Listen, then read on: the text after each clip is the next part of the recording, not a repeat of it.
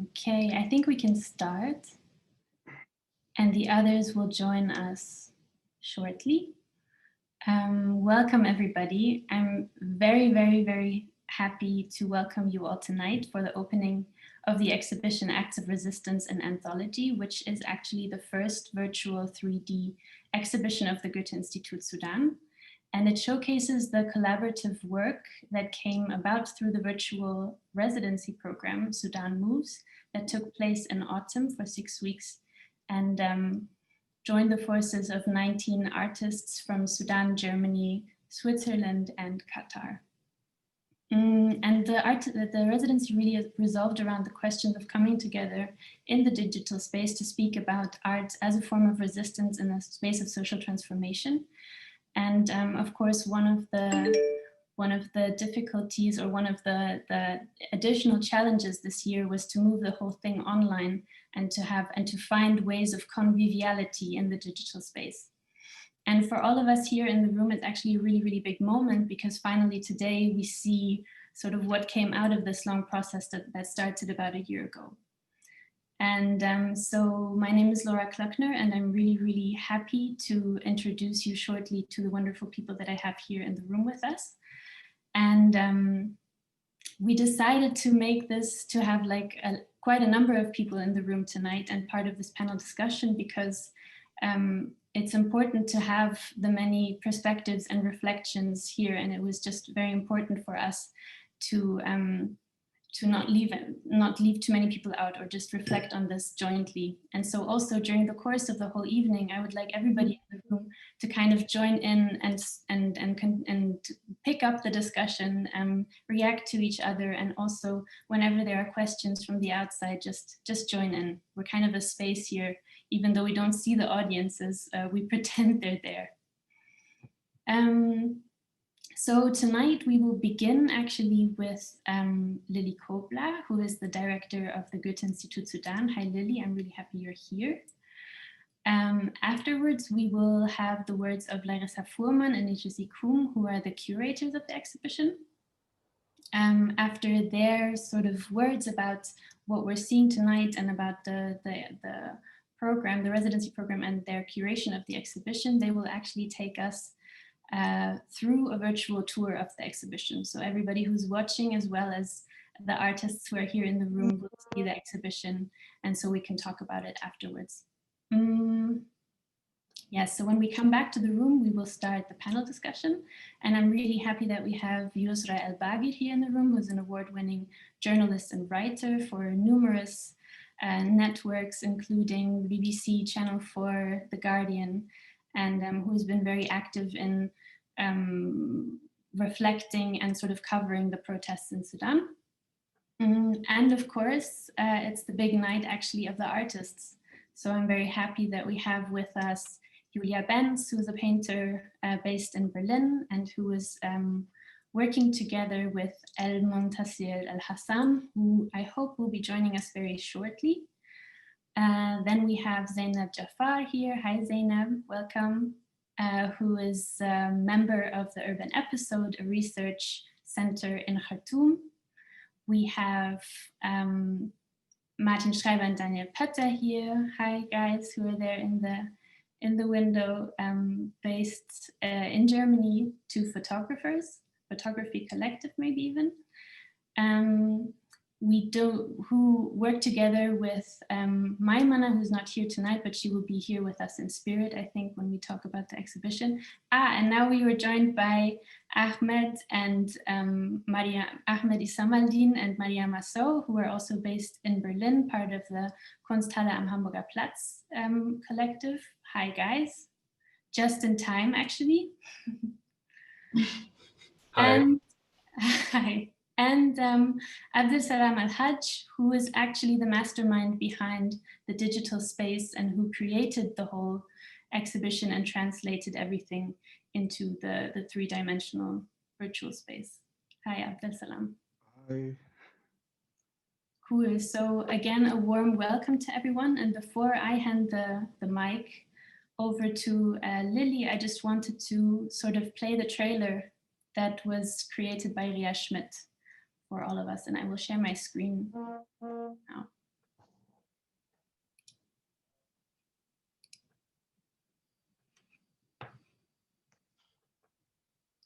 They say distance makes the heart grow fonder, and I wonder, how far do you need me to be seen, to be felt, to be here, there, or anywhere? So we move to achieve, to adapt, to overcome.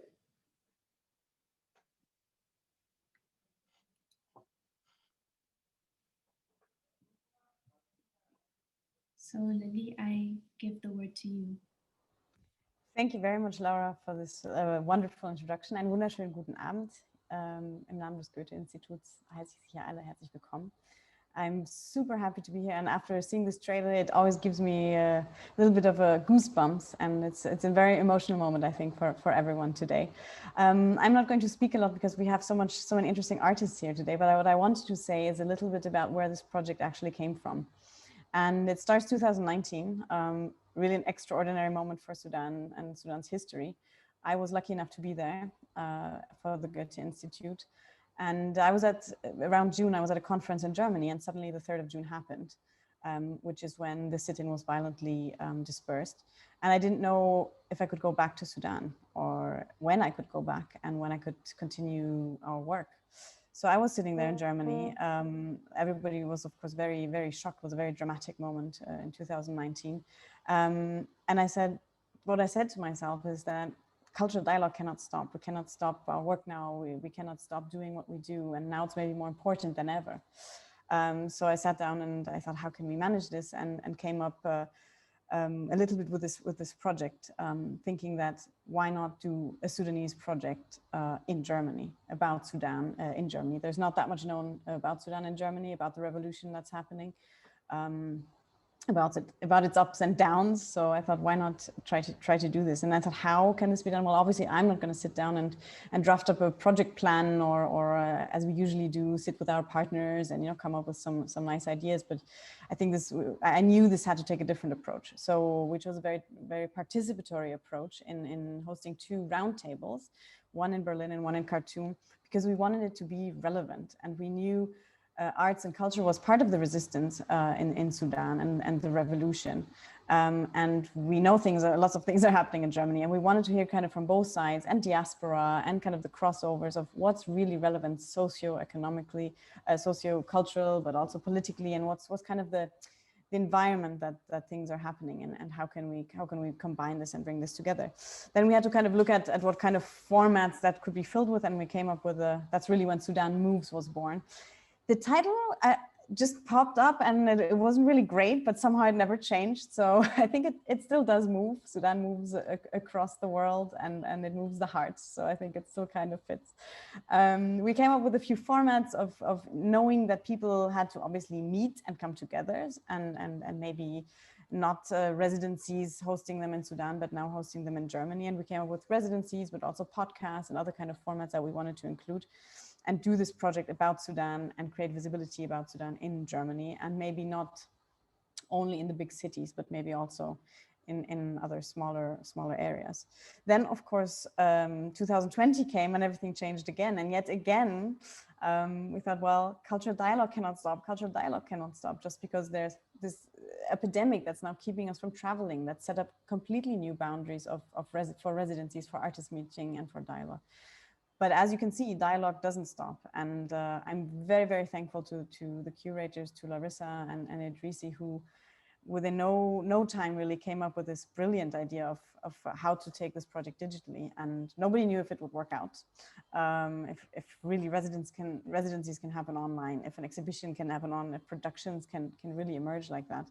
But I think what was not only interesting is that it actually does work somehow, that things can be built digitally in Sudan.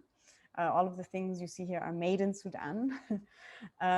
So that was a great experience for us. But I think what was really interesting was the way there and the process, and the many talks that happened between people of what does that actually mean for boundaries and for limits and for countries and nations and dialogue in general. And I think that's what I definitely take with me a lot through this move that had to happen. So again, many not oppressions, but many maybe boundaries that exist in the world can actually be overcome in many other ways. And I think that's something we've learned through the project and that we see here today and that we'll hear about a lot, I hope, today. And it makes me very, very proud to see it come to life and to see all of you here. And I'm more than excited to enter the exhibition today. Of course, I've peeked in, but yeah, so I'll hand over to Laura again. Thank you very much. Thank you, Lily. And actually, I will give the word right over to the curators and also look forward to the exhibition. Hi, everyone. Can you guys hear me? Tamam. Hi. Glad to be here. It's an honor to be part of this a very challenging project and very stressful project.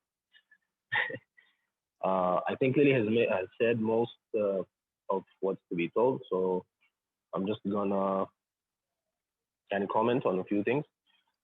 She said the project started in late 2019 with the roundtable meetings in Berlin and Khartoum, and the main aim of the project was to discuss social-political shifts and to create this channel between German creatives and Sudanese creatives. So initially, Sudan Moves involved an artist residency, an exhibition, and a podcast. And the residency was supposed to be analog in the flesh, physical, also the exhibition. And then, the pandemic came through. Along with it came the depression and so many other stuff.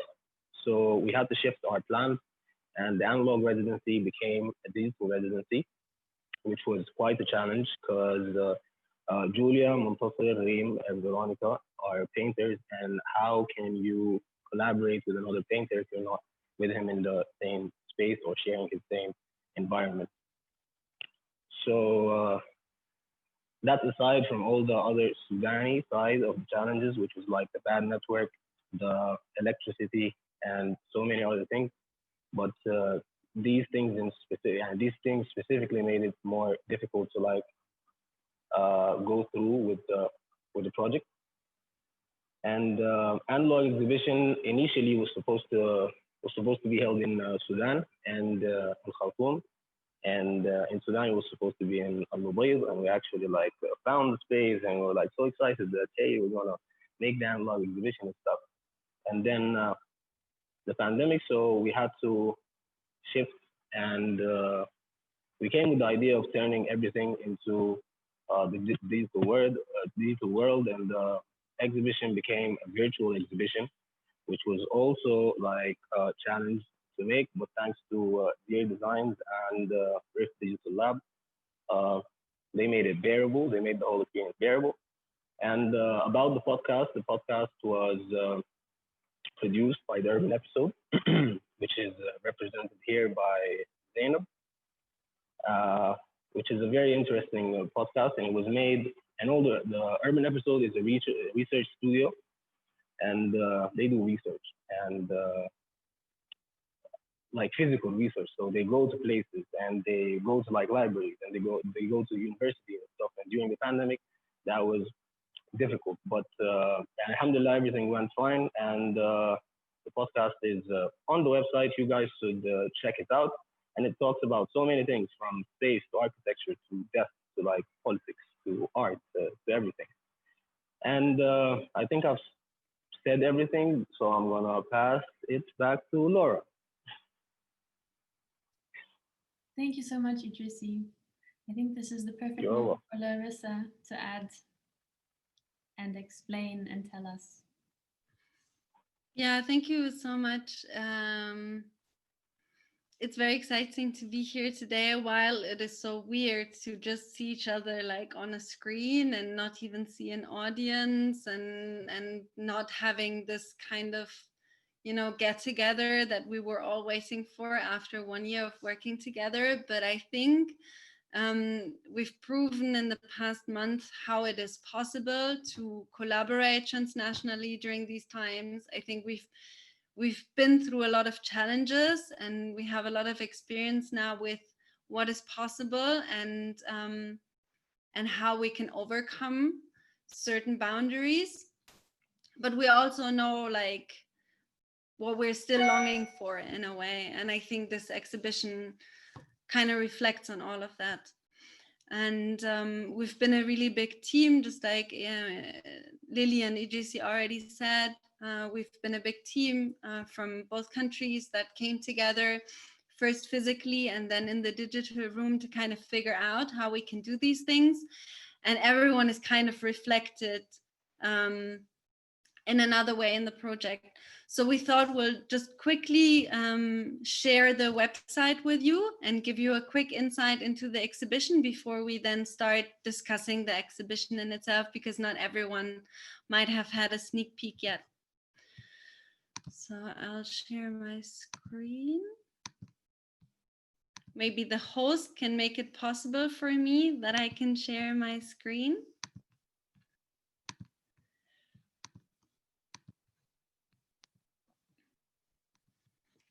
What an exciting moment. I just have to repeat that. Like, this is really the first time that we all see this together. We've had sort of a short introduction before to the team, but now this is for the first time for the audiences. I hope you can see my screen right now. So this website has been built by Art Kanun Publishing, a Sudanese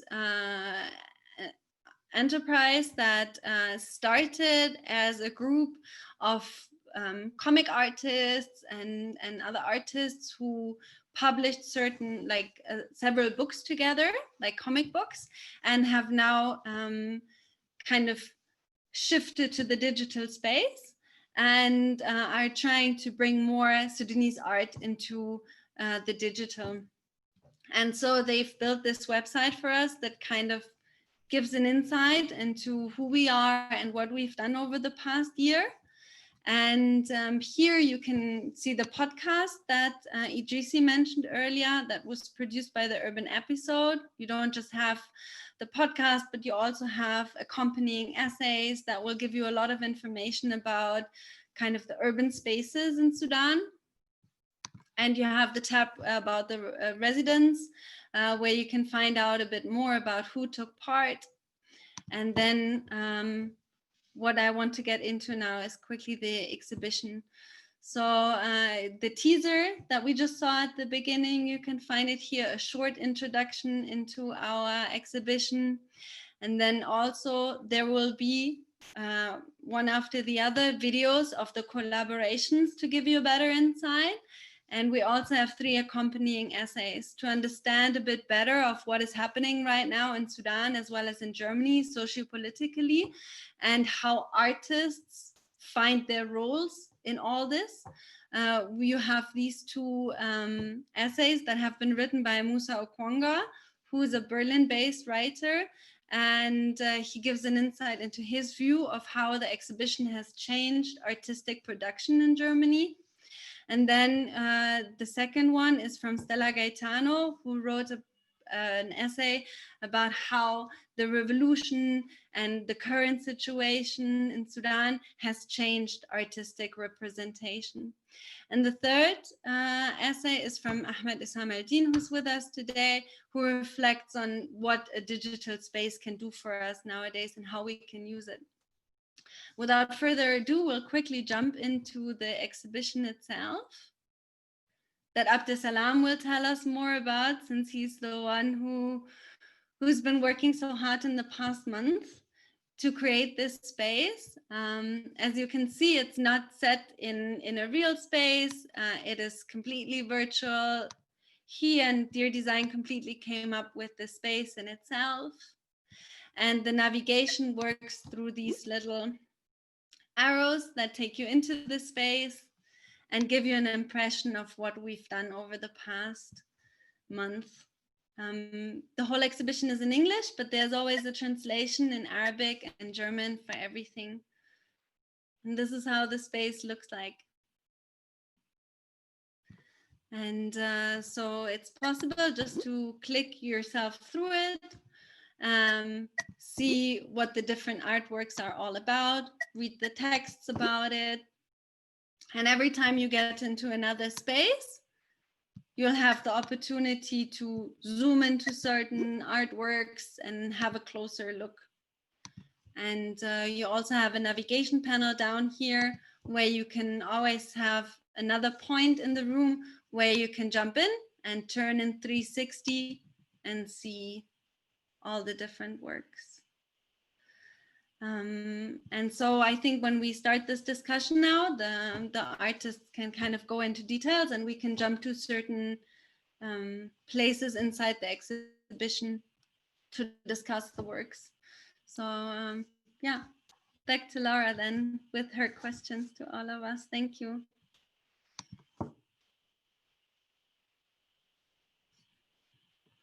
Thank you, Larissa, for sharing and for taking us on a quick tour. And again, congratulations to everybody here and who was part of this to make this happen. We've through the different contributions that we've already heard, the term of resistance really came about a lot in very different situations. And maybe Larissa or Idrissi, you want to say something shortly about the title that you chose for the exhibition? Acts of Resistance, an Anthology. Larissa, maybe?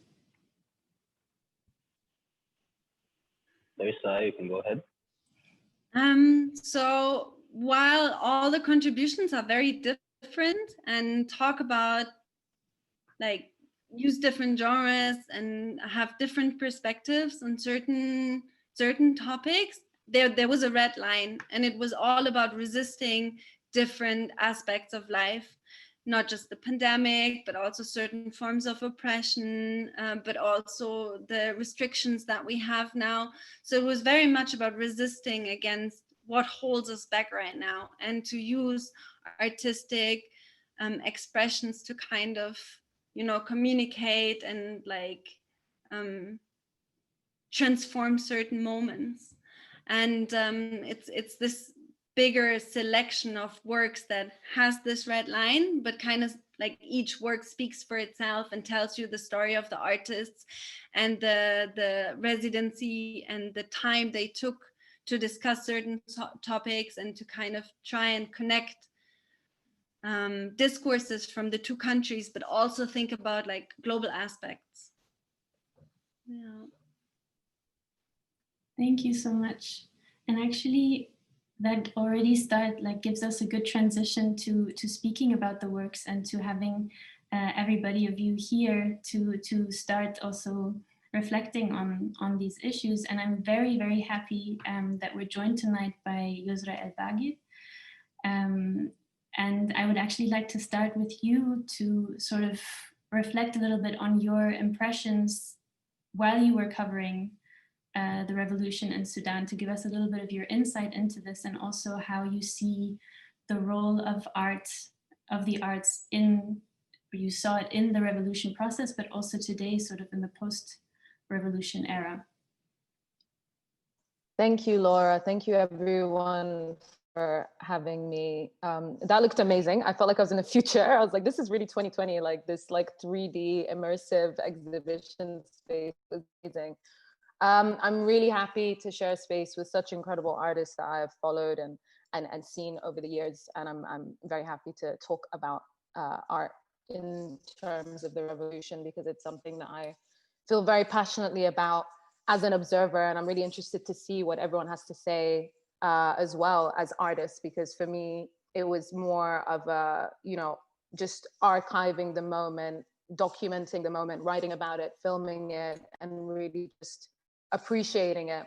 And I still kind of look back on it and I still have new thoughts and I still have new, you know, perceptions of everything that happened. It was such an intense year for the whole country and the whole community. So as we grow, I think we look back and we learn more. I think that art and revolution, obviously they go hand in hand, and we've seen that across the world in all the different moments in history. But I think what really struck me was two things. It was how much art can be a reflection. And I think that with the revolution and with the sit-in particularly, the art in the sit-in wasn't for sale. It wasn't about value or exchange. It was for us, by us. And it was about reminding us of who we are. And I remember before I was able to go back to Sudan after Bashir stepped down, I would watch these Facebook Lives. And one of the guys who I loved watching because he was so funny, he was like, can you believe that this is Sudan? Can you believe that we had all this talent, that we have all this creativity? Like, he was shocked. And the sit-in was really a walking, walk-in exhibition site.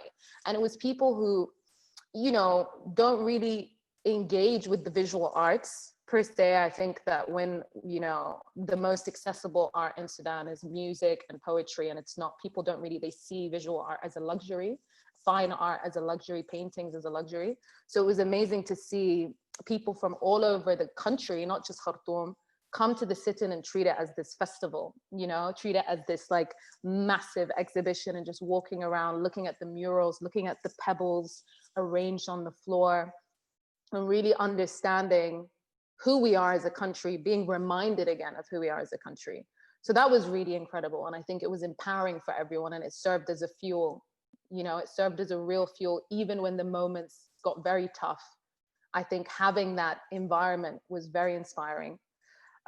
Secondly, I think that it also created a reflection for us, because I think that, the ability for art to make you feel things that you don't necessarily know about, or don't know what you're feeling, or have repressed. And I think that being able to see, images talking about freedom and all these symbols, and even the symbolism of Taharqa and the Kandakas, and the imagery of like black fists and Black Lives Matter and Arab exit, and all these very, very political visual messages it made people feel things that maybe they had been avoiding, or think of things in terms of our identity as a country that we haven't really been given space to address, our Blackness, our Africanness. And it was, I think, enlightening, even for those who aren't necessarily engaged and involved in these circles of critical debate and art theory. And I think that was the most incredible thing about it. It's accessibility, right? It was the fact that everyone from all backgrounds, all tribes, all classes, all these unnecessary divisions that have been so drilled into us in Sudan, coming together and appreciating the work of a community that has been working behind the scenes in spite of the political climate. And I think that, the Sudanese arts community has been working for a long time. It never went away. It never hid. When I moved back to Sudan in 2015, so I went to school in Sudan. I went to Unity High School. And at the time I was completely oblivious. I mean, again, arts in Sudan for me was music and poetry. It was the stuff that was in abundance. It was the stuff that was everywhere, pouring out of the restaurants. That's what I was exposed to. Coming back in 2015, I was really, really pleasantly shocked, and not to be, condescending. It was my ignorance that made me shocked, because I didn't know that while I was at university, there was a whole arts community that was thriving, that was working, that was forming collectives. You have Nashams Gallery, you had Khesh Gallery, you had all these amazing groups of artists working together, creating safe spaces within their collectives. And when I came back and I started writing about art more, and I started talking to more artists, it felt affirming to me as a Sudanese who'd lived abroad, who didn't really, we always sort of look to the West for these things. We look to the West to define taste and arts and culture. And America, particularly when I was in Unity High School, we were all, speaking in an American accent and thinking, okay, we're American, or we're this or that. Coming back to Sudan and seeing such a rich cultural life was very, very empowering. So when it came to 2019, I think that this generation, like the people my age who were protesting, but also the new generation of artists, the people who, have only known Bashir's rule, who are under 30, their identity had been shaped by this affirmation. There was a pride in being Sudanese, there's a pride in being Black, there's a pride in being African. And seeing that, that's why I think the Sudanese revolution may be one of the best documented revolutions, because it was everyone knew their roles. The photographers went to their cameras, the painters went to their paintbrushes, the writers were writing, everyone was archiving and documenting this in their own special way. And even now, you know, when I speak to Jalal Yusuf, he's like, I'm never selling these paintings that I made during the revolution. And I'm like, yes, Jalal, do not sell to the people that come in and they buy like hundreds of paintings for like $100 and we're drained, you know. And Jalal is like, this is for the country.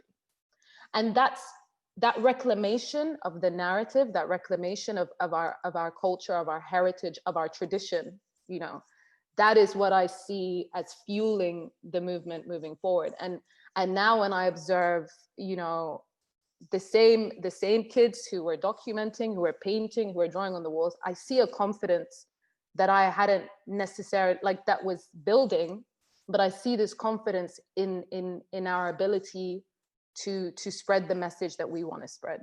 And I think the next move is creating our own value systems. The next move is being able to say exactly what Jalal is doing. No, I'm not going to sell my painting for $50. No, I'm not selling my photo for $100. This is priceless, you know? And moving away from that sort of Western external gaze and valuing ourselves for who we are, that is what the revolution did. The revolution allowed us to understand that we can make our own rules, you know? We decide how we're telling this story and how we're shaping it.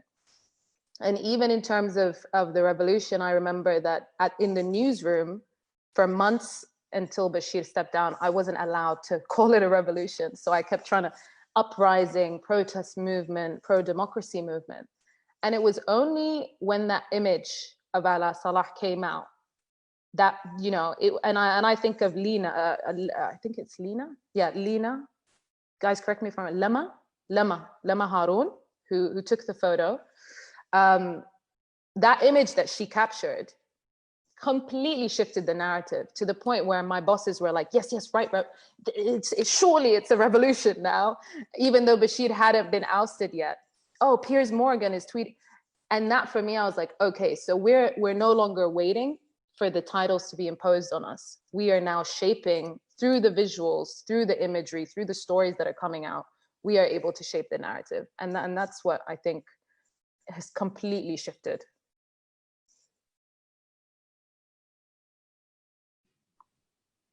Wow, thank you, Yosra, for your powerful words. And I think we will react to many of the elements that you started or that you brought to the table during the course of the discussion. Thank you so much. Actually, I think especially when you spoke about symbolism and about sort of the visual message that art created in the course of the revolution, this actually leads me to maybe starting with El Hassan El Montasir and his sort of, and Julia Benz's, the collaboration that they did for Sudan Moves in the exhibition. Actually, when you enter the exhibition, you cannot fail it. It's like it jumps into your eyes immediately. And maybe, and Montasir, you want to start a little bit and maybe pick up on what also Yosra just said, because you wrote in your little text also that sort of the work that you did are also observations of the ongoing social political changes that you took place, and that you kind of took the point of view of a protester when you created your work. Maybe you want to tell us a little bit about it. And I'm wondering, like, at any time, I think we can share the screen so that you can also take us to your pictures and to your paintings and the exhibition. Oh, but we can't hear you. Do you hear me now? Yeah. Okay. Yeah, like what she was saying is really powerful. Like she was really talking about the whole thing, but like the thing that I missed, because like I was 2 months before the revolution, I was outside of Sudan. Like I went to Germany, and it was really quiet before the revolution. Like you don't feel like anything's going to happen. Like very frustrating time. And at that time, I remember like it was really quiet, and at that some accident happens. Like there were like some accident happened. The police was like just targeting young people sitting on the streets, like just beating them like randomly and taking them to to jail like for a day or two, and just like it was really like something just came out of nowhere. So and you don't see any resistance towards that. Like it was just like something was happening all over Khartoum. And like when you walk around, like just people ask you, hey, haven't you seen this? You should take care, like especially with your haircut. Like if they find you, like they're gonna beat you up. So it was really a difficult time, but like we never saw it coming. We never saw a revolution coming. So during that time, I guess like I left, not really for this reason. Just I had a residency in Germany, so I left and wasn't really thinking about anything. So and after 2 months later, like the revolution started, and it was just you still, yeah, it's a big move, and like people really going out and protesting and everything, but you don't see it like becoming as that big event in Sudanese history. You don't see it as like, okay, this is the next revolution, this is the next big thing. So like we had the idea, like because like there's like a revolution back in 2013, like something like that also took place and happened like for a week or more, and then like it was shut down and nothing happened after, and like and everything got back to normal. So like we were thinking like this is gonna happen again, like just people are gonna protest for a week or more, and then the government will handle it and just people will go back to normal. So like the thing just evolved and continued, and just like it lasted 4 months before like everything before we see the fall of the regime. So and it was like just like a very exciting but also like a sad, depressing moment being outside and not being able to really see what's going on, and just like you also have the fear for your family, for the people you left there, and like I wasn't able to really get the truth, like what's really happening. I was just like following like live streams on Facebook, calling friends, family, what's really happening and what's really going on, and like how dangerous it is and how does it really going to last and all this kind of stuff. And after that, like I went back. I remember like the day, like if you remember, Julia, like the day when I left, it was the day that Bashir was falling. That what was on the news, like Bashir stepped down or like something like that on the news, and I was like on my way to the airport. So like arriving in Khartoum like 1 month later, because I went to Addis first and then I came to Khartoum, and like everything was changing, like everything was really different. Like it wasn't the country that I left. It was really like somehow quiet, somehow like you feel like most of the city streets are empty, and the only busy area it was like the the sit-in area, like next to the police head to the military headquarters. So like the rest of the city was really quiet and somehow peaceful, because like you see police, military everywhere, but no one talks to you, no one asks you, and like people were just like passing by, and it was really like I was just what you say, like I don't know, like just trying to take it in. So like from that moment, what I saw, what really struck me was like how much camouflage I was seeing, you know, like from the airport to until I get back home. So it was all the camouflage, and the camouflage was like all over the streets in different colors, in different shapes, in different uniforms. and also like going to the sit in front of the headquarters. This was also just like more of this camouflage and what's really what's happening. Like you're still questioning, is it really safe to be here? Is it really gonna be a lasting change? Like what's next? And it was like a lot of negotiations, and it was like really intense time for everyone. So, and that's I think that's how, and like a lot of events happen after, and like everyone saw it was like really an art revolution. Like it's, you see more art than you see anything else. You see people singing, like dancing, and like painting, and like murals and photography and all this kind of stuff. So like you start building the hope, like, okay, this is, maybe this is the next Sudan we're going to see. And like from that moment, like the kind of like theme is stuck with me. So my next exhibition was like also like in those lines. I was like playing with the camouflage idea, but like it wasn't really as it right now, like, because like I started to see more. I got more time to study it, or like maybe to observe, or maybe to form more question about it. And like I started to see it in each every generation, like young, mid generation, like even all the people like were somehow wearing the camouflage. And also like I started to see it in Sudanese traditional tobe, like women clothing. So at that moment, like I thought like maybe this is like really something odd, and maybe something really strange.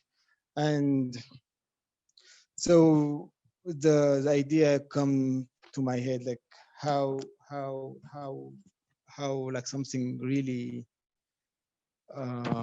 something that like represent the military, and people were protesting against the military, but then it becomes like a fashion, or like the fashion of the year, like everyone is wearing it right now. So, and also like I went back more to the basic idea of the camouflage as a design, as a shape. What does it represent, like, and how it became, it took like a different role. Like I think young people were wearing it as a way of rebelling against the system, or like maybe this is not your role anymore. Like maybe you are the soldiers of Sudan, or like I don't know, like you could have like a different interpretation of it. So from that moment, like the camouflage became a theme for me, and I started to see it everywhere. And so like if you look at the work, like right now, like maybe you could talk more about the pieces, because this piece right there on the left, like just at the end of the screen, yeah, this one, it has like some dates. It has like because these are like some dates of revolutions. Something happened before, like in the history of Sudan. Like it's also like some.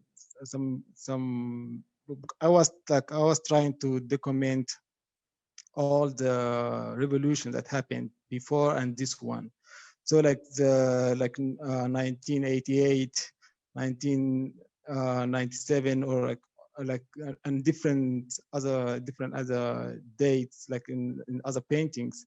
It's represented like how this is like events gonna repeat itself, because this happened, like this painting is like after the revolution somehow like moved to a different stage, like the stage we are in right now. Like no one is really certain what's really going on, is it really a successful revolution, or is it like still on the making? Is it really like, okay, we got the country that we're looking for, or we still we still have to go more. And yeah, like, okay, here also you see like the creation of Sudan. This is like when the Sudan, as we know it as a country, started. Like all these dates represent like a revolution date, or like a very important event that happens in Sudan. Also, there's like a very famous author, like Taib Saleh. He has like an article like got really famous in the last 30 years. Like he wrote an article that's titled, "Who are these people and where they come from?" Like Man hawala min ayna ja'u.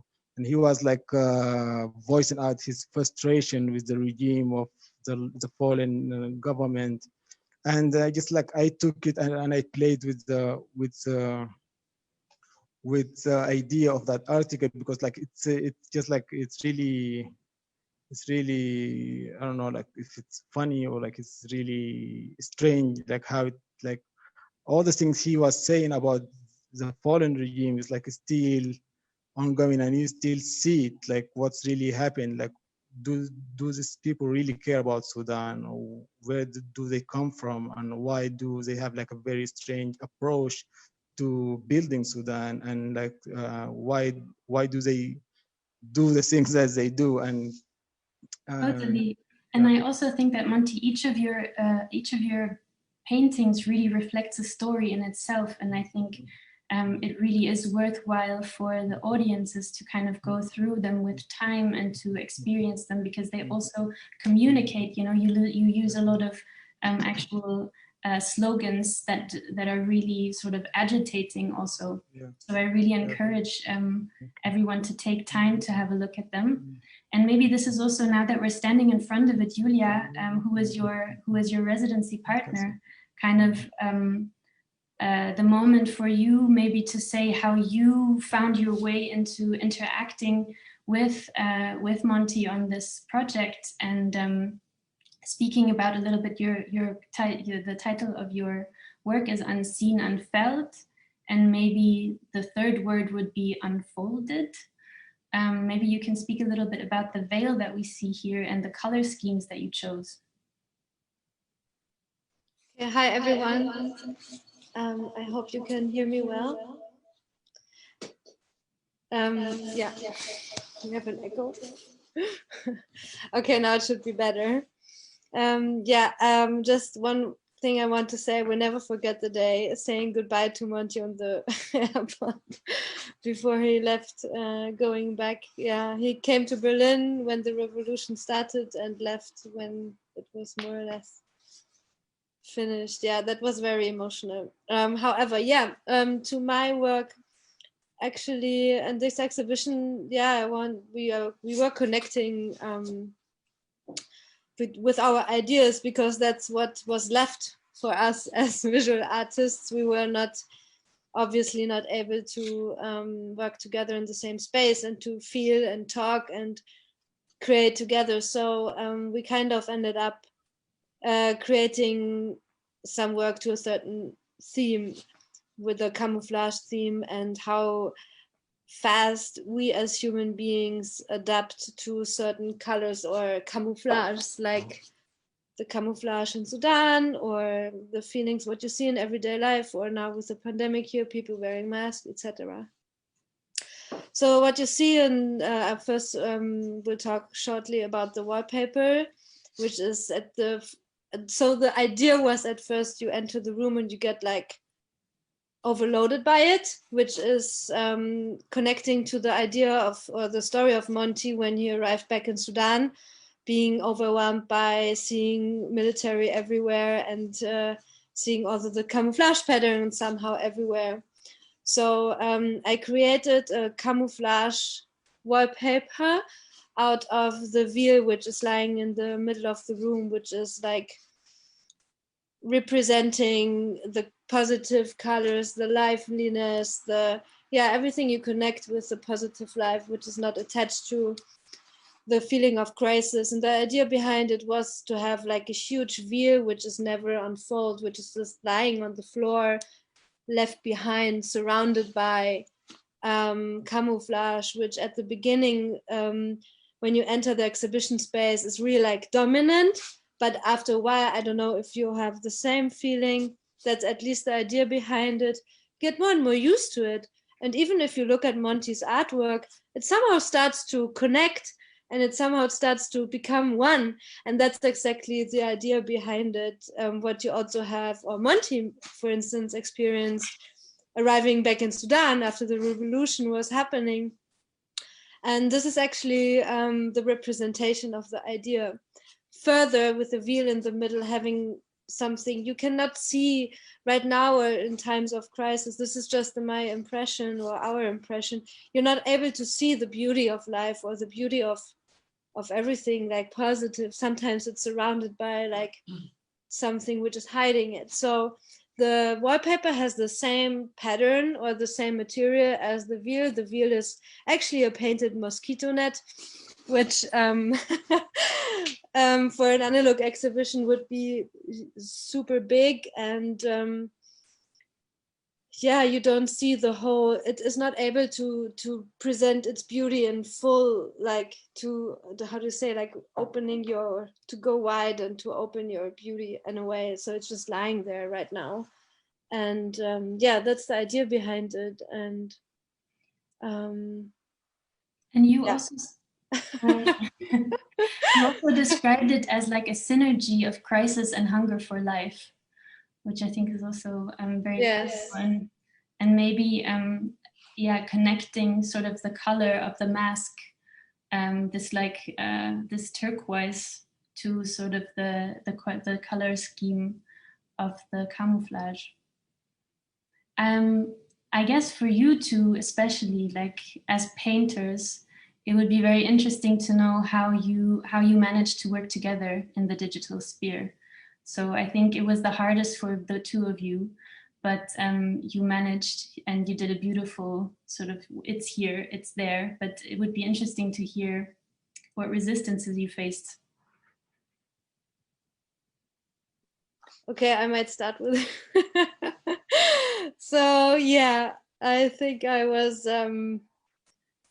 very frustrated at the beginning, Monty probably as well, because A, about the fact that, okay, we cannot be together.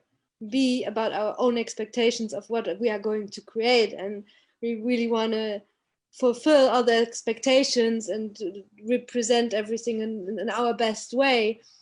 But as we are painters, we work with our hands, we work with the moment we're in directly. And especially when you collaborate with other artists, you're like together and you talk, and even just being in the same space, it is what it is. Being in the same room, watching Monty painting maybe with a weird color, which I would have a hard time with choosing by myself, just taking that color and continuing. It's simple things which we had to sacrifice in this project. And I know it's easy to complain, and I don't want to complain.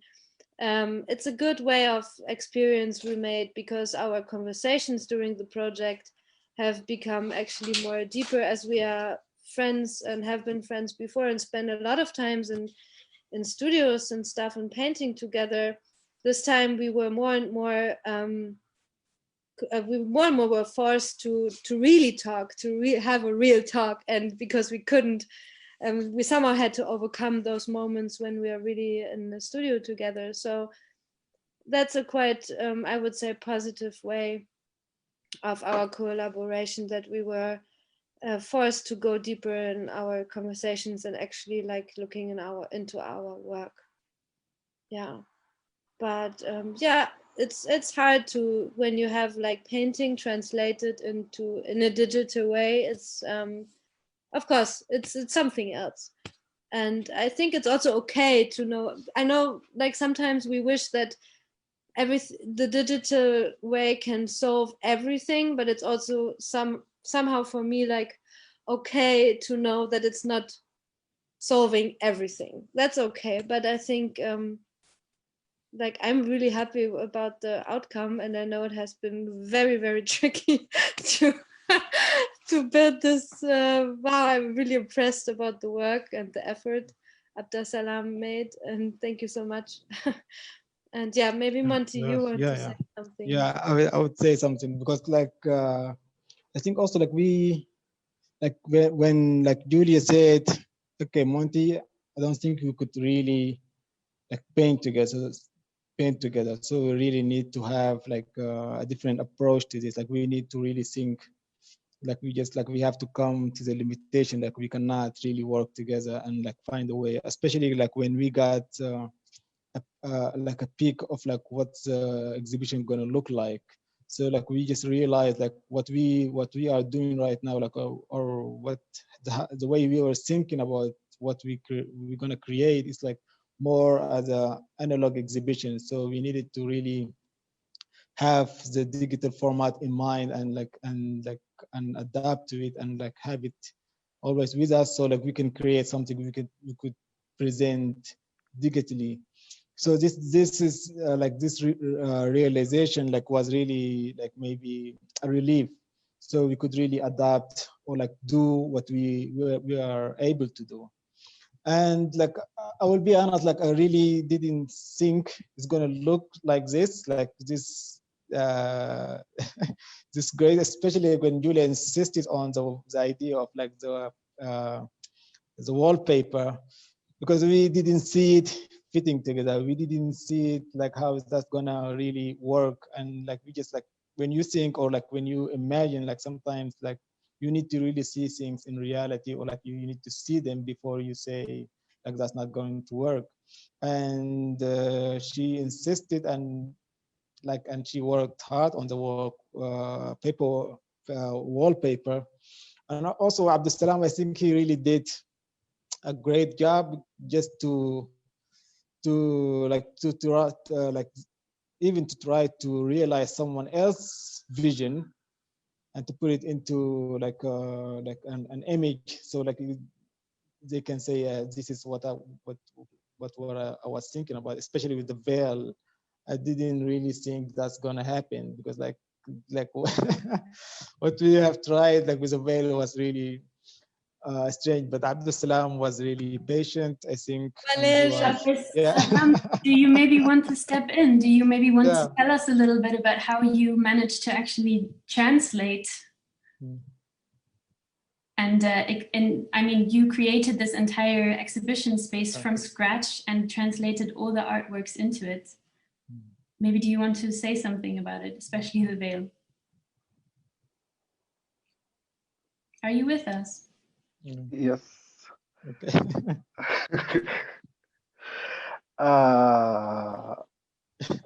First of all, congratulations. Yeah, congratulations to everyone. And I have a lot of things to say, but now I will jump on the veil. At the beginning, it was not like this. It was hung in the middle of the exhibition. After that, somehow, the changing of the idea of, like Julie said, okay, let's try to put it lying down facing the wallpaper. So that was like how we could design something like a net or mosquito net or in that shape, but it's a piece of art, and put it in 3D way in the middle of the exhibition.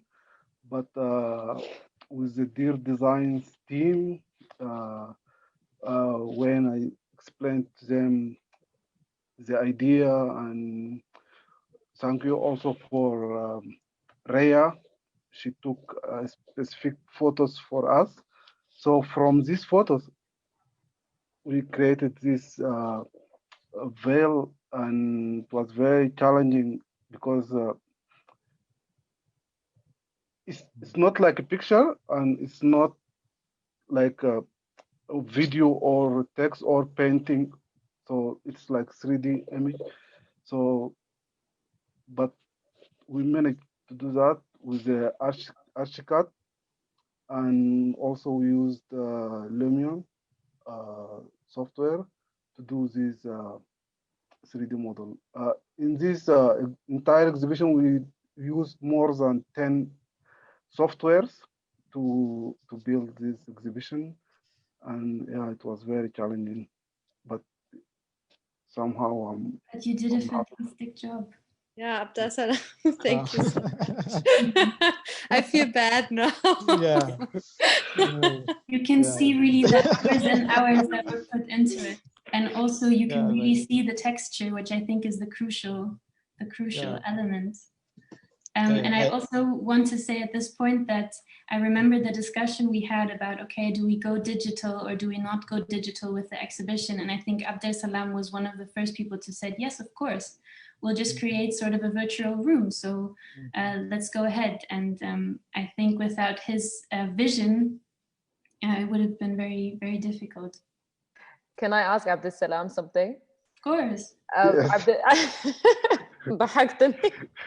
So when Montasir and Julia came to you with this thing, were you like, amazing, but now how the hell am I gonna put it in there? What was your reaction? Like, what's your process when you're looking at the piece and you're thinking, how do I recreate this virtually? Okay, always in my mind, I have this imagination of how the room will look like, and until Monty's work, because I was close to him when most of the artwork of Monty here, I was observing it and was part of the process of its creation. But with Julia's wallpaper and artwork, the veil, it was very challenging. I said yes just to continue the process, but in my mind back, I said, shit, how can I do this? Okay, yeah, but it's like, okay, it has to be digital, so here you have it. No, just kidding. Yeah, I know digital has its limits, but also it is the beautiful of it. You can go wide. So just open your imagination and use the right softwares and find the right people. And I think we teamed up with Dear Designs and between Rift Digital Lab and Dear Designs, creating these pieces of art was something challenging, but it was very unique experience from us. We learned a lot through the journey. And yeah, back to your question, I think I have feelings that when you are connecting with artists, just listen, and after that, with the right tools and softwares, you can transform that. I think we did something close to their imagination and how envision their arts.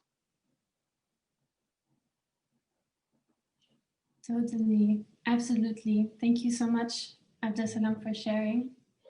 And I think this is actually a good moment to go over to the Kunsthalle am Hamburger Platz and the urban episodes. And because Ahmed Isamaldim also wrote an article that you can find on our website concerning sort of the migration to the digital realm. And I would love to hear some of your thoughts on this, and maybe because you say in the article that the question that always comes up is the digital just a representation, or is it actually an artistic medium in itself?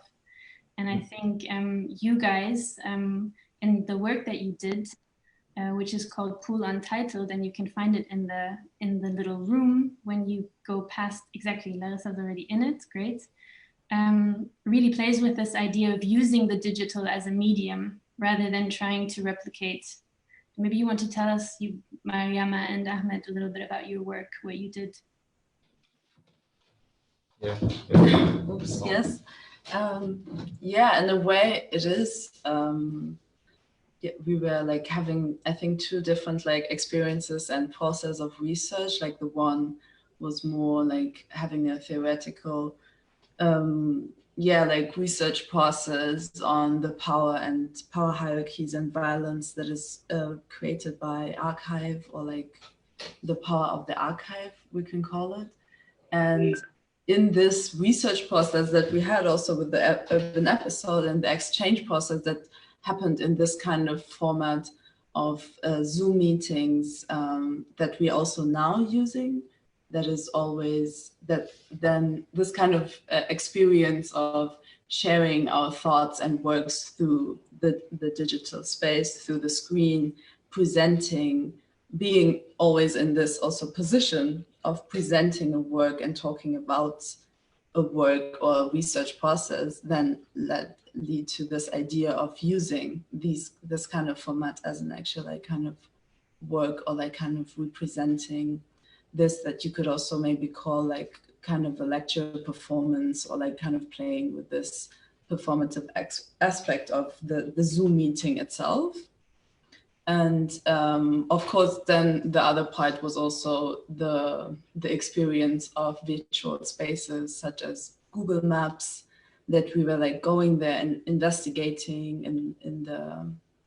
in the map of Berlin and Khartoum, investigating in certain kind of spaces and how they've been documented and how the narrative around these spaces been created, which is also mostly a really violent, racist narrative around certain spaces and communities.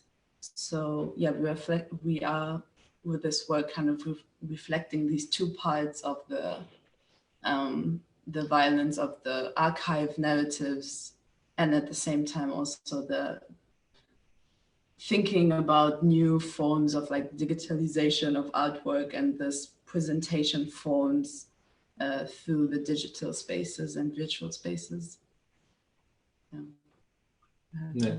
I think just like have a little point in relation to the article, and it's not about our work, it's about the conversation between Yulia and Abdesalam on on the camouflage mixed up with like this kind of camouflage presented in the flow. And I think it's in the relation to the article. So because Mariama like said everything about the artwork itself that we have done together, but in relation that the idea of between digital representation and virtual experience as artistic medium. And what happened that very interestingly up there, I actually just seen it, that Abdesalam, for example, to present Julia's work, he had to sculpt another mesh, which is another digital sculptures that to present the work on, have created some kind of a new direction to the artwork itself. And this is what is kind of a slightly different. It's very nice about this exhibition that now we have this kind of emerging line between digital representation and virtual experience as artistic medium itself. So because then we had this Corona struggle about like, we need our work to be presented, but also we understand presentation in physical reality. But when it comes to a gallery in a virtual experience, we understand the feeling is not the same feeling. So we would need to ask the person who is building this architecture to create something different to present our work. And from that line, we actually created a new artistic work in itself. And I think this is what's the artistic experience and nice about all of this collective and all of it, how through the online work that we could actually think about new spaces and new, not thinking about reality like it is to use it. And we think about digital representation and virtual reality as artistic experience. And this is not just for the presentation; it's also for the collective work. And I think it's all, and it is somehow. I'm just like that. I'm kind of amazed by the work and enjoying some kind of seeing new elements. Maybe the artist who did the work, me and Mariama and Julia and even Abdesalam were not intending for setting it, but there was merging in the moment. There was like kind of a line of intersect that created a new artistic work that we could actually enjoy it in the work, not the one that neither the architect of the virtual reality or neither the artist who provide the content of this virtual reality have actually intended to do. And this is actually what somehow make the art experience and very, very nice in this kind of what you call it, the Berlin world, but in relationship to the resistance itself. And I found that the most important part like, and I see it through the voices of Muntasir sometimes, is basically that we have this all rich experience of physical art, that we experience art by painting together and all that stuff. I think part of the resistance that we need to acknowledge is actually fighting for keeping these public spaces. They may be saved from Corona, but we need to keep it, because otherwise the idea of just migrating to virtuality as an ultimate solution, it is no go way, because we're gonna lose a lot of rich heritage of human expression, which is called artwork, with questioning it and the power relationship that actually brought it to here. And thank you for all of this amazing experience for the last 2 months. Thank you, Larissa. Thank you, Laura, for like this amazing organization work, and also Abdesalam and all of the other artists, and Idrisi for this organizing this very, very challenging new moment. And I found just beautiful that it comes out like that. And I have learned a lot to think about it in the future, how to think about digital representation and virtual experience as a medium of art. Totally, absolutely, and thank you to you also for sharing this. And I think Mariama, you went through it very quickly, but maybe we can go back, because you actually get, like, your work is also based on using the internet, or exploring the internet as a digital archive, and exploring Google Maps. Maybe you can speak a little bit about this question of the digital space as an archive, and the map as an archive. Yeah, so I mean, how we came to the topic was that we firstly, like, in exchange, in conversation with the Urban Episode, and they, like, the Urban Episode group, they wanted to, like, research on the map of Khartoum, and we were having a conversation about, like, how we can have access to archives, and how it's also different to Germany, the situation, and so on, and having, like, critical reflections in general, like, on the archive, and how maps and different kind of, yeah, like, information that we can find about a city is, yeah, is exclusive in a certain way. And then we went into this other kind of level of, like, kind of the digital art archive that we found through Google Maps, which is also a map that we use in our daily life, or, like, is, like, the most powerful archive of like, mapping the world, the cities. And then at the same time, it's also connected always to stories. You have, like, recommendations on Google. You can find out about places. You can have experience the Google Street View that is also giving you a certain image of the picture of the city, of the street, like revisiting it. And we investigated in that, and then we kind of had this interesting moments of, like, for example, seeing a lot of police cars in front of this public swimming pool in Neukölln, or also other pictures that we were, like, kind of investigating more, and also speculating in connection to what else you can find about the swimming pool in Google Pictures, or, like, the articles that you can find, the videos, the sound material that you can find in the internet. And we tried to kind of collect all of this material, and showing with this material, like, that these connections that are built through this digital archive is actually giving a really violent narrative, and is also, yeah, like one of the most reasons of, like, also marginalization of certain spaces and communities.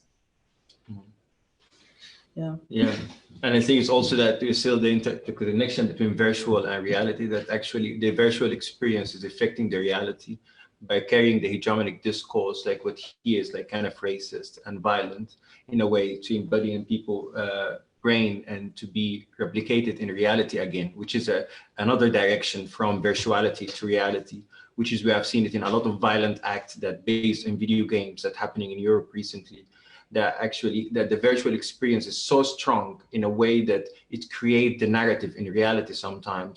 And this narrative is actually carried by power relationship, which is in this case of our work is basically in racism and criminalization of migrant body. And the reinforcing of these narratives through exactly an archive like this that exists further. I just want to say, anybody who has questions, just jump in, just raise your hand or just ask them. Definitely go ahead. Also from the audiences, if there are any questions, please feel free to post anytime. Our artists are here with us. And then if not right now, then I would maybe take up this question of space and go to the urban episode, because that's actually, they did this, they worked together with the Kunsthalle am Hamburger Platz, and the urban episode is a research center in Khartoum, and I'm really happy that Zainab Jafar is here. And maybe you can tell us a little bit about Maps in Context, the work that you did, and the hybridity of it, because for one, you didn't just stick to the digital space, you actually also explored the virtual, the analog. Hello. Okay, can you hear me? Yes. Maybe you want to tell us also quickly what the urban episode is. Okay. So the urban episode is a research studio in Khartoum focused on the city life, urban space, people, and a lot of urban topics. And usually, and what we do, we have like a core team of researchers, architects, artists, writers, and so on. But we also collaborate a lot with a lot of different specialists when we produce. Usually, we work with a lot of mediums. We produce maps as well as research, and we also experiment with art and media and so on. And the thing is, like a lot of things like that was mentioned before, like when we came to this collaboration, we started with this discussion. We knew that we wanted to tackle or like look into the archive. So we started like with basic questions: what is the archive? Where is it? And then we moved to questions of authorship, ownership, representation, and then accessibility, and all sorts of things to like try to figure out like how do we feel about archives, or what do we want to like further look into. So like Idrisi mentioned, we work a lot with moving around the city to understand more. So that's how we started going to like National Archive here or other entities, and we chose one item. We decided like, let's look at maps. Basically because of our background as architects mainly, and people who work in urban setting, it's really important to our work. So we wanted to look at the maps in the archive, and the thing is, we actually never managed to access maps in any entity. So that was a big question for us, like, why can we not access maps? And what does that mean? And where could we find maps? So also we started looking digitally, like online institutes or open access archives, which we actually found some or a good number of maps. So this strange situation that we found ourselves in, that even we're going around the city that we live in, and we go to entities, we have been finding difficulties to find information about us, and specifically historical maps, so our history, when we could find it in somewhere else. So we wanted, we looked more into this situation. We started exploring different theories. Why is it there? Why is it not? And as part of our exploration, we printed 2 large maps and hung them in urban, or in this space we've been going around, to see okay, is there a problem of having maps in public spaces? And from that, we even started having conversation with people. What do you think of this? Do you think they're important? So we started a questionnaire. 98% people thought, okay, it's really important to have maps. In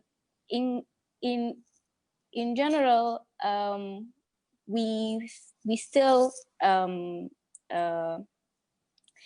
we got to this point of, okay, if you could access maps in digitally, why would you need to find them in local resources or local archives? And for us was, then we went back to the role of a national archive. What does it do actually? And the thing is, it got us back to the point of authorship of things like national identity, or authorship, how the archive actually contributes to a lot of what we see every day in your life, whether it's publications or whether it's media or anything. So if you cannot access items in that archive, or if you cannot participate even in the conversation of the creation of the archive, you sort of also not contribute a lot to what could be then part of your national identity, if you can say. So the video explains all of these different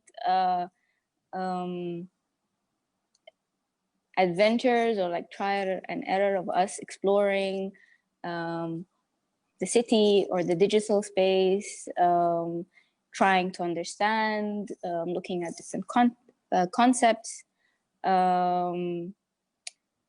and yeah. And you hanged the maps. You actually printed them physically, the ones that you found that reflect sort of the colonial era, and you hung them up in the physical space in Khartoum, outside of the cultural institutions, right?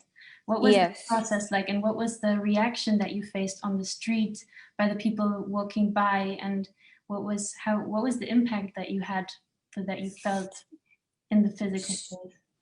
Well, so we hung 2 maps, one in the French Institute and one in Goethe-Institut, in in Jumhur, in Belediye Street. The culture, so it's the other building. And what we did was we chose maps.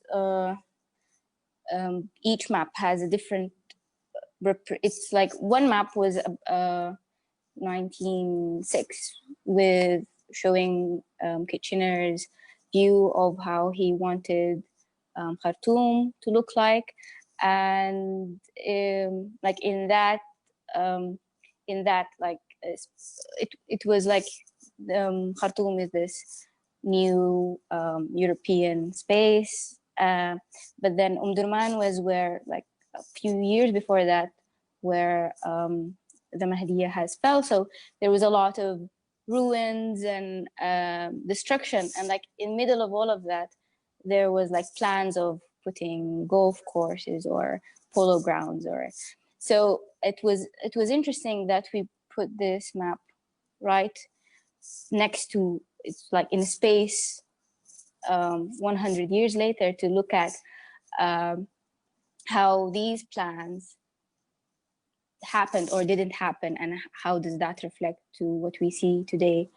And also the second map is like later colonial time, so it's I think 1954 or something, and also it's like more closer to what we see today, because it showed what was built, but also it also shows a lot of colonial history that also has been removed after that, like statues or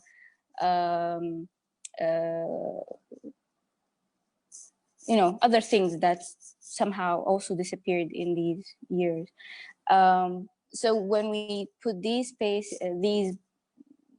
maps in the context that was supposed to reflect, we actually weren't really sure how people would react. The feedback we received that people came looking for them, or like people came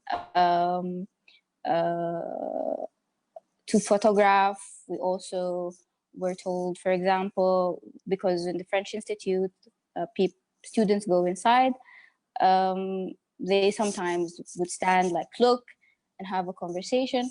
But in general, we think it's just a start to have these conversations.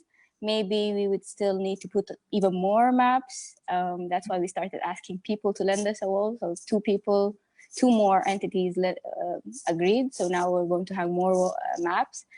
But it's part of, or a beginning of, a conversation that hopefully will let us understand how this link between maps and the urban space or the public space work, and how people think of it, and how they would reflect or participate in the creation of more maps. And who of you had the idea of the maps first? Was it the urban episode, or was it the Kunsthalle am Hamburger Platz? Or how did you work together? How did you exchange your ideas? Well, I don't know. Well, we just it was a lot of conversations. So we already knew that we're going to we might use different mediums, or we have different ways of expressing or creating art. So what we wanted to do initially is have these conversations at first, to just have different perspectives or views on certain topics or different topics. Or so I can't really tell who chose the map first, but I think it was you. It was you. I think all of the idea of the archive, it was your idea, and then the idea of the map, it was also, I think it was your idea. It was very interesting. Also, part of the artwork that is shown in the video, but the part of the artwork that we enjoyed in the collective work is experience. This lettering experience that you had it with Dar al-Wasaiq al-Sudaniya and all of the process that you had. And I found it was very, very beautiful, that idea of like how the archive, the accessibility to the archive itself, we could tell in the stories just in every Saturday meetings. And I think all of that, I think we were more inspired by your process in a way, because in the idea of the map. And because the map, you are the one who came with the first idea of like, let's go for this map in Dar al-Wasaiq. And then he said, yeah, let's go and check out what's happening there. And you were telling us, it was very interesting that how the reaction was. And I think there was an important part of it that is still is clinking in my mind, that not because it's violent that to show you the map, because if we give you the map, there was this moment of telling you that this maps, there is a names on it. And that you could find this map, whatever you want, but we don't want to be responsible as the Sudanese government. We're giving you this a map. And this political discourse that is still working on my head, like the Dar al-Wasaiq, they cannot give the archive, the maps, because the maps, they can have a political power on them that could lead to a lot of conflict. And this was one of their hints and sentences. There's a lot of notes that I wrote in that meeting. So I found this a lot of nice part of the artwork is during the collective meetings, that when you were telling us the stories of experience. So just to clarify, the maps are there, but they just wouldn't give them to you. Yeah, we couldn't really figure out what's they wouldn't give them to us. We know that someone could have them, but not us. So they haven't been destroyed? No, okay. They exist. I just wanted to check. Is it like the map of Khartoum or like the map of the whole Sudan? Like it is what the one that they refused to give it to you? Because like if it's the one of Sudan, then maybe there are like some issues, like for borders between Egypt and Sudan, borders between Sudan and Ethiopia. There's like some areas where like they still have conflict. Which country does they belong to? So like for example, like Halai, this could be like a very historical evidence. This part of the country was like part of that country, or the other way around. So like maybe that's why the map for Sudan maybe were sensitive, but of Khartoum, I'm not sure. Well, we were actually asking for maps of Khartoum, but it's not a type of maps. It's like all maps have certain restrictions on them, and you have to have a certain clearance to get them. We tried other entities. Actually, we're still trying. We went to so many. You can find it in the but we're like, yesterday someone told me about a new entity, so next week I'm going to try that as well. I think it's having a quick eye on the time. Oh, sorry, Lalisa. It was so interesting when Zainab then came up and said that here the virtual space can somehow be a place where you can overcome certain boundaries, because that's where she found with her team most of the maps, right, Zainab? That's where we kind of got access to a lot of maps that that you couldn't get access to physically. And you could connect to archives all around the world and kind of tap into these resources, right? Yeah. Yeah, and I think it's beautiful how you managed to put this into a lecture performance. Really, like the format also works very well in terms of exactly combining this archival material. So I encourage again everyone to take a look inside that little archive room. Because it's really full of stories and narratives, and it ties back to what Yusra said in the beginning of kind of making the invisible visible somehow. Okay, with a little eye on the time, and also sort of taking this idea of the digital space also as a space of collaboration. Because as we just heard, like this idea of jumping back and forth and meeting every Saturday, which was kind of the rhythm of the residency that we had for each team to meet in the virtual space, and leads me to actually our last work, which is done by the Schreiber-Pötter collective, Daniel Schreiber and Martin Pötter. It's called Visual Dialogue, and really took this this question of communication in the digital space as the core. And maybe, Daniel and Martin, you want to take us a little bit through it and also reflect on your experiences that you had during the residency. Hello. Yeah, of course we can do that. Well, we started, or we joined the project thinking it would be like a real residency. So we would meet our partner in person, and then it became digital, and that changed a lot for us, especially being photographers, which means inherently that you have to be there because you have to take a picture of something that is really there. For us, it's basically essential to also meet the people we collaborate with and also the people we take pictures of. So starting this virtual collaboration was really hard at the beginning, because it's really hard to get to know each other without actually being in the same space and having an experience together, or yeah, being a guest somewhere or receiving guests and showing them around. So yeah, when this project evolved, we thought we would like to have like a visual dialogue to get to know each other's space, or yeah, environment, kind of environment. Yeah. And yeah, so the backbone of our exhibition is this visual dialogue that you can see. Those are the larger pictures. And when it came to doing the exhibition, we noticed that a lot for us was not just the pictures we sent back and forth during our dialogue, but also just the digital part, the getting to know somebody, like in our case, my mana, who is not here tonight, but to get to know each other, and also like the communication and all the difficulties we were facing because of this moving the collaboration into a digital space.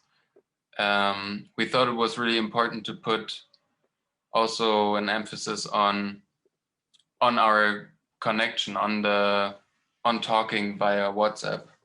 So yeah.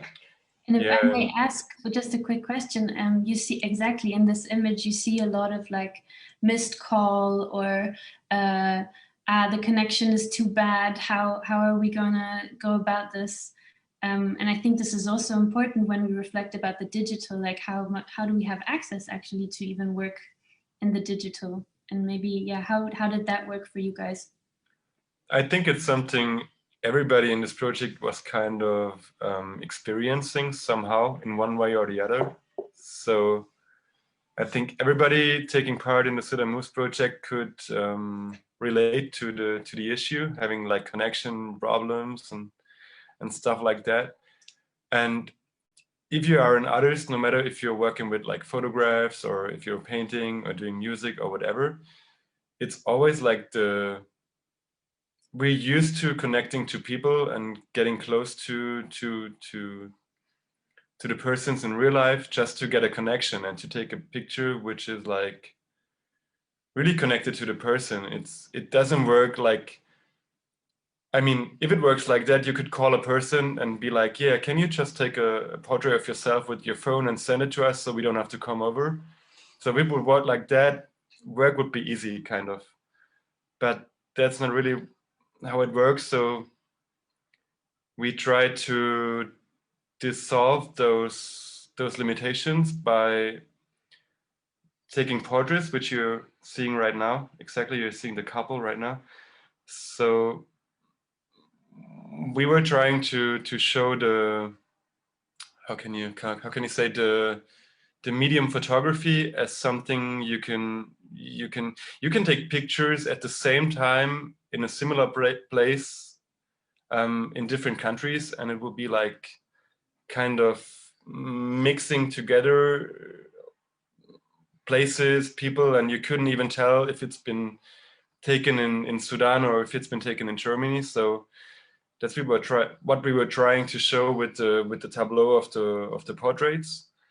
So yeah, we had the idea of like talking to strangers in the streets, meeting them in a crowded place, and we were just asking them if we could portray them. So it's kind of a, yeah, it could be everywhere, but still it's like showing what kind of medium it is, and you have to really meet the people in person to get close to them.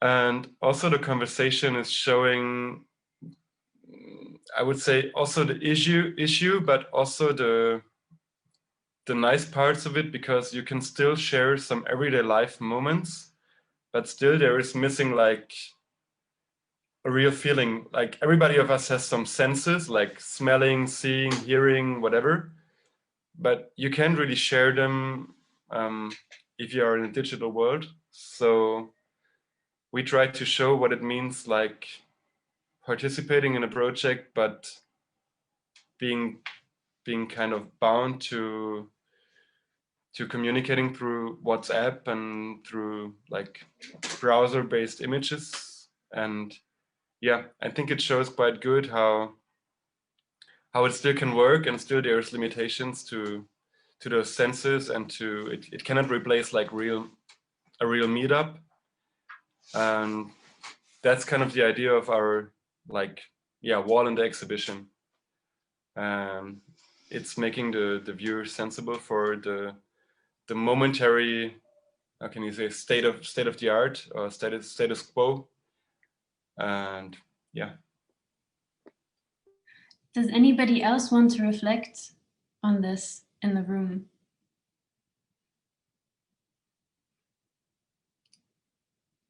Because I guess as Danny and Martin said, it was kind of something that was recurring, and of course is the sort of brings up questions of accessibility and this idea that the digital kind of enables access to everyone, but then you kind of realize that it's also repeating the same infringements as the offline when it comes to access. I wanted to ask maybe you guys if you can explain your dialogue more. Like, what about the photographies you did? Not the portraits, the other parts. I think the basic idea was because we wanted to get to know each other before we deep dive into like really difficult topics also. We wanted to get to know each other, and we wanted to do that via a visual dialogue, because my mana and us were photographers, and so we wanted to exchange photographs, and just by like reacting to visual parts or elements of the picture the other person sent, we would react to, for example, a color or a shape or different elements of the picture, and by that we wanted to get to know each other's living conditions, their surroundings, their everyday life.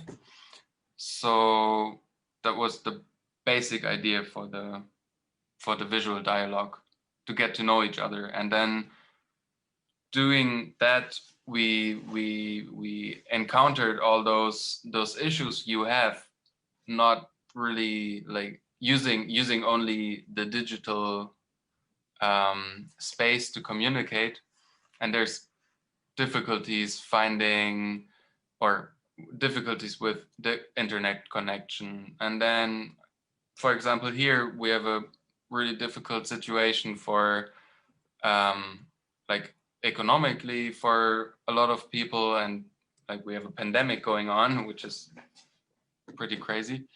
And so yeah, we noticed how difficult it is to just only get to know each other. Yeah, like I want to like say something. Maybe me and Julia, maybe we are the lucky ones, because we already knew each other before. And for the others, like each one of you never met, never talked, just like this is just met right now. Like you just like, this is the first time you introduce to each other, like with the episode with you guys, and like no one knew anyone before. So like how that was, like even like with the difficulties of like connecting to the internet and the meetings and the texting, all these things like everyone got sick of, and you still have to do it.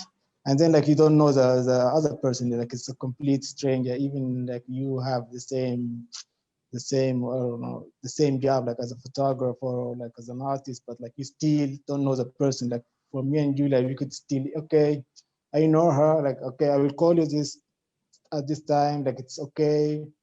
And like we still have like so much and a lot of history, so like I know how to interact, but like with you, it was really like getting to know a new person and then like working with them in a very difficult time. Like, how was that?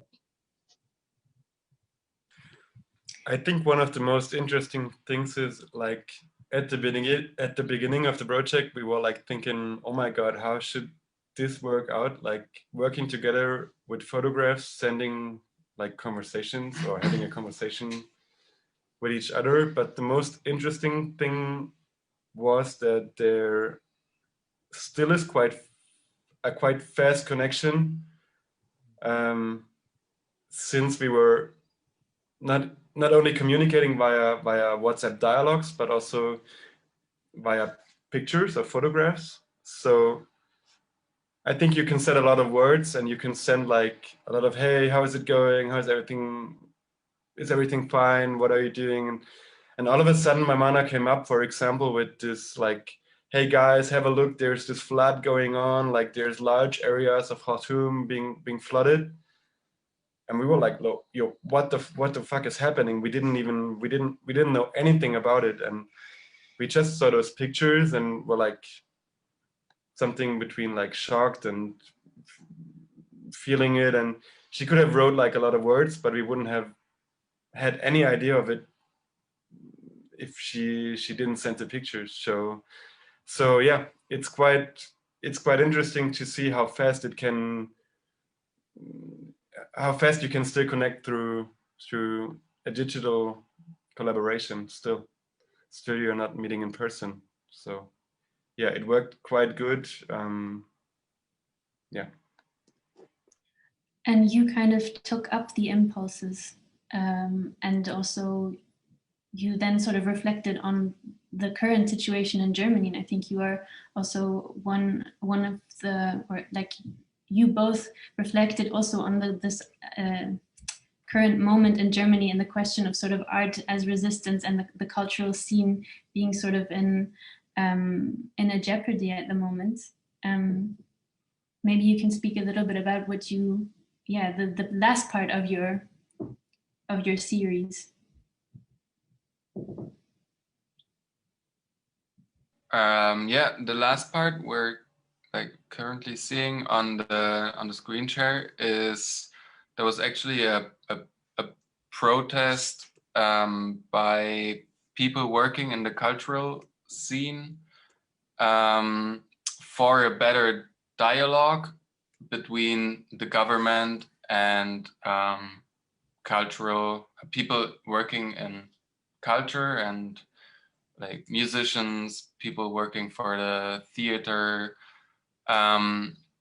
because I think a lot of people felt a little bit left behind because they were just shut down in a way, and deemed as like recreational activity. I don't know if that's a good word for it, but they were just shut down and not really given a lot of possibilities to work out solutions that can work with the current situation. And they felt they wanted a better dialogue with the government and finding solutions and possibilities to still have culture going on while there's a pandemic. So that's this last series about. Yeah. Great. Thank you so much. Is there, like, I would like to open the floor now. We've got a couple of more minutes for like questions from you guys to each other, or if there's anybody from the outside who'd like to tune in and ask a question, please feel free. I think there's a question written in the Q&A. Yes. Okay, it's Mohammed Saleh. He says, thank you everyone for sharing great work. Can you speak a little bit about the ritual of resistance in the context of post-revolution Sudan, and what does it aim for? And does any form of cooperative testing of interpretations, or in this case, the artistic works, exist within the group of the creators? Thank you. Rituals of resistance in the context of the post-revolution Sudan. I don't know who would like to take up this question. It's a bit hard for me to see you. What's meant by rituals of resistance? I think we don't get the question, like, really. Rituals of resistance, I guess, kind of the form of continuing a form of resistance or finding a method of resistance. This is how I would.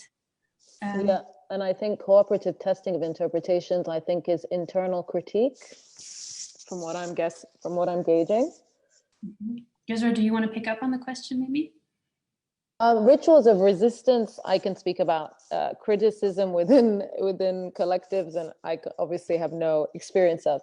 I think rituals of resistance are continuing in terms of how people are the way that people are discussing things in the online space is continuously evolving and changing. And I think that what's really interesting is that I've observed more constructive debate and dialogue after a period, I would say, of a lot of hateful speech and a lot of the inability to discuss ideas without getting riled up, without taking it personally. I think that on the back end of a very heightened period, people are discussing and are able to discuss very political and emotional topics with more finesse, with more with the ability to not take things personally. That's what I'm seeing happening. I also feel like and this again is very subjective, but I feel like the FFC, the Forces of Freedom of Change, kind of being dismantled and taking a back seat has given people sort of more ownership of things, in the sense of, I think that for a period of time, the opposition, I felt, was using the people as sort of puppets for their own political negotiations and agenda.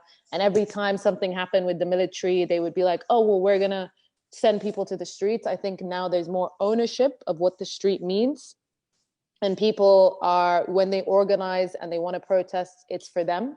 It's not to represent different entities or opposition parties or whatever. So I think, again, I think that there's a reclamation of space, of dialogue, of ownership of narratives that I think is continuing. And I think those are the rituals of resistance, protecting our ideals, our dialogue, our spaces. That's how I think that things are continuing and evolving. So that's my take on the first part of the question. Ahmed, do you want to add anything?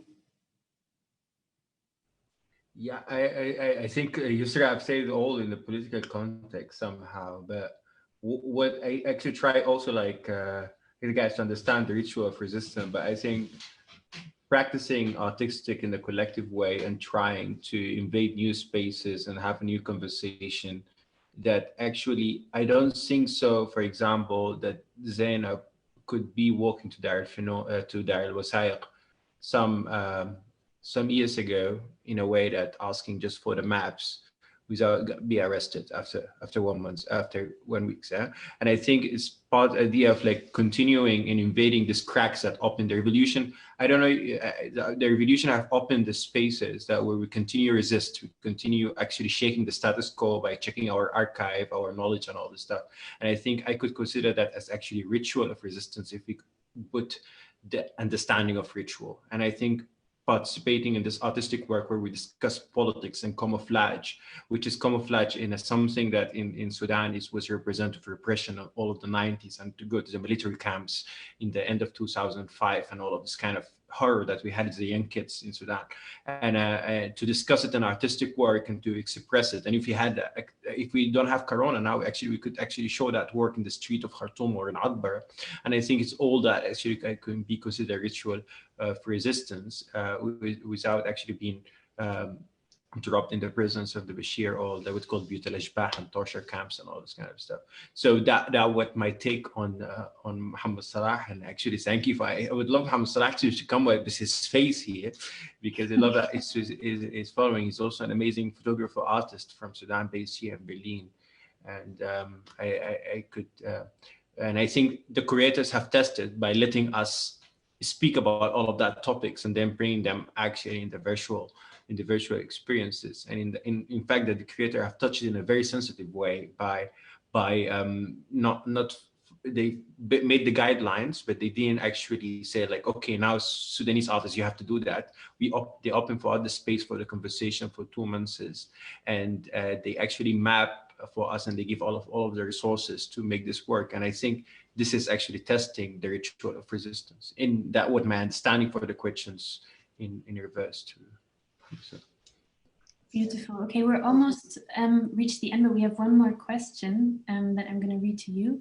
It says, "This is really great. Applause. I have a question. Maybe it's not related." Oh, this is by El Hassan Ethani, by the way. "I have a question. Maybe it's not related, but I see the main problem with Sudan art scene is not lack of talent, but it's more like knowledge, and artists are not being able to take advantage of the new technologies or the online media, which most of it is free. Do you guys plan on doing something to bridge that gap on a larger scale? Then we can see more of them being highlighted." That's, I think, a nice closing question, actually. Should I say something? Please. You guys, I don't know who you guys is, but as having organized the frame of this, to be fair, I think we've dealt a little bit with trainings around digital usage of digital media, et cetera, but honestly, mostly to look at how to access certain markets. And I think this project has inspired very much to also look at it from other perspectives on visibility and like Yusra said, my work is not for sale, but still it has to be out there in a way. So yes, definitely. I think it's already in my head, it's already spinning. Larissa and I had several talks around it. We've pitched it to other institutes, to the region, to think as a Goethe-Institut as well. We are a worldwide network with our little houses in different places, doing exhibitions here and there or whatever else we do. We do many other things, but I think we really felt inspired, and we're trying to inspire colleagues a little bit around the advantages that, you know, that it doesn't matter if you're where you're sitting or where you're located, but I think there's huge potential of things that you can do around that, and I really think we're going to go into that. I hope that, but I think we shouldn't forget, and we've heard it several times today, that it doesn't replace in any way the physical meeting, and that all of you did miss the actual residence, although it worked well with the online residence and the results are amazing. But I think it can never replace kind of the physical meetings, and we should take care that we don't, like Ahmed also mentioned, that we don't just kind of create that alternate reality. So I think, and Larissa and I talked about this a bit also, that digital spaces don't have to copy a reality. So it doesn't have to be, you know, that we go to a museum, so now we're going to build a museum, then we're going to go into that museum, but that we can create alternate realities and spaces. And I think that's the interesting part, and we'd love to do that, and we'll try. Can I just add something quickly? I wanted to say this at the beginning, but I was so eager to hear what everyone said that I was just like, I'm done speaking. After the height of the revolution in November, I met Ibrahim As-Salahi and his family in Oxford.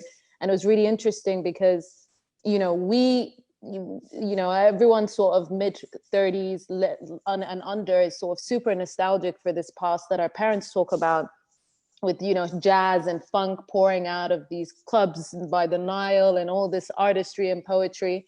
And it was really interesting to me to hear how inspired As-Salahi was by this new wave of artists, by the revolution, that, you know, and he was showing me this huge painting that he was making of like very pharaonic imagery that he said had inspired him by the artists of the revolution. So it's so beautiful to see everything sort of come full circle, and this sort of feedback system where the older generation is telling us these stories and showing us these images and paintings, and that inspired this generation, and that it's coming back full circle. That's neat. I would like to give, oh yeah, sorry, just a quick add up. What I find super impressive about the project is that it's showing kind of through the limitation of not being able to meet each other in person. It's like super interesting that still we came up with some like virtual exhibition, and everybody took his part in like through all the limitations of not being able to communicate properly because there were like cuttings of the internet and like I mentioned, not seeing each other in real person. But still there's this exhibition existing right now, and still people are communicating, and it shows a lot that, for example, you cannot stop people from communicating and working together and collaborating, no matter if there's a pandemic or if there's a revolution or whatever political stuff is happening. People are still like keeping up and trying to exchange and trying to move something, and that's what I find most impressive about the Sudan Moves project. So I think you can be quite happy to be part of it, kind of. Marissa, I would like to give you the last word. Yeah, I mean, as someone who worked on it now for a bit more than a year with such a big team and so many different people in so many different places, it was very challenging, but it was such a joy, not just to see the end result that we have now, but to actually continuously have these conversations about certain moments in time, about certain techniques, cultural techniques, about certain things that moved like everyone here in the group, and then being in the position with Idrisi to kind of look at what everyone created and then talk to Abdesalam like, okay, we have this room now that you built, and now we have all these works and we have this idea of bringing them together, like, can we do this? And I remember kind of sitting at home and doing sketches and of the space, and like sending him like screenshots and all of this to you know, try and communicate, not sitting together and like pointing at the screen and changing things. But yeah, it was super fascinating, and I'm super thankful that I could like take part in this while it was so different from what we expected it to be a year ago. I really appreciate how we all managed to kind of create something together and be super flexible and change things on the go and realize, yeah, it doesn't work like this, so we'll try a different way. So that was really like, it taught me so much, and I'm super thankful that all of you trusted us with your work as well, and you know, playing around with it in the digital and finding solutions for it, and all the essayists who jumped in and wrote essays about, you know, to contextualize this project as well, and where we are in this point of time and the different like situations and the different places we live in. So yeah, I really encourage everyone to like go to the website, look at all the people who've been involved, read the essays, look at the exhibition, write to us, like ask questions and try and continue this dialogue, because I think what's important is that this doesn't stop here, but that this is an ongoing process, and that this is kind of a catalyst for it. And in the coming weeks, there's still more episodes of the podcast coming out. There's still more like inside videos coming out to the collaborations.